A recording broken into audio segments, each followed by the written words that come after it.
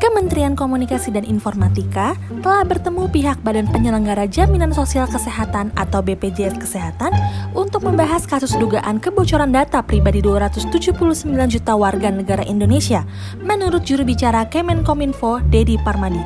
Dikutip dari detik.com pada Jumat 21 Mei.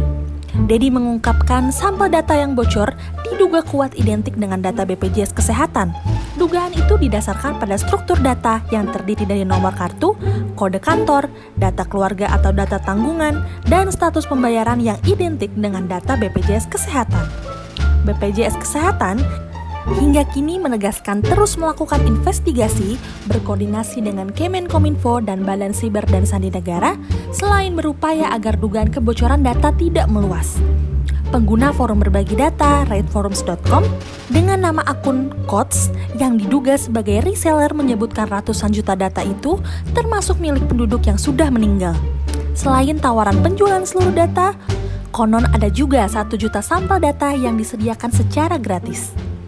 Dari catatan BBC Indonesia, data pribadi 279 juta orang itu dijual senilai 0,15 Bitcoin atau sekitar 6.000 US dollar, setara dengan 0,31 rupiah per individu. Miris nggak sih? Ratusan juta penduduk Indonesia cuma dianggap statistik remeh. Data penting yang selayaknya dijaga keamanannya agar tak jatuh ke tangan penjahat tengik seperti oknum pinjaman online tukang tipu malah dijual murah dengan harga kurang dari Rp1 per kepala. Hari Minggu 23 Mei, rilis pers di situs resmi kominfo.go.id mengumumkan tautan untuk mengunduh data pribadi di bayfiles.com, mega.nz, dan anonfiles.com telah diblokir sehubungan dengan adanya kebocoran data BPJS yang dijual di sana.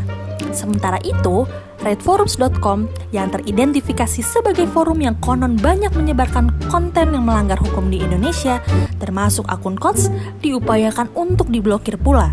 Sekali lagi, aksi pemerintah bikin masyarakat hanya bisa berdecak kagum sambil menggelengkan kepala.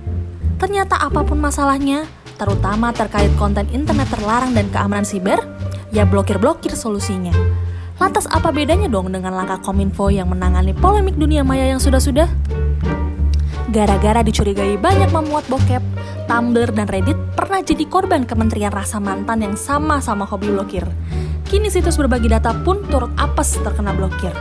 Seakan langkah itu saja sudah menyelesaikan masalah.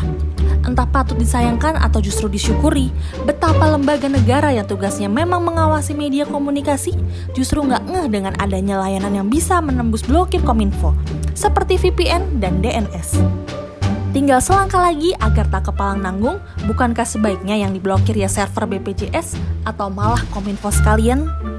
Alih-alih bersimpati dengan pemerintah yang gercep ambil langkah tegas dengan menggelar investasi dan blokir-memblokir, rakyat Indonesia justru kompak menghujat. Kapan lagi kan masyarakat yang hobi ribut ini malah sepakat goblok-goblokin kementerian yang gak becus menyikapi masalah beginian? Sudahlah, data yang bocor masih bebas berkeliaran di pasaran, pelaku peretas dan penjualnya gak ketangkep pula.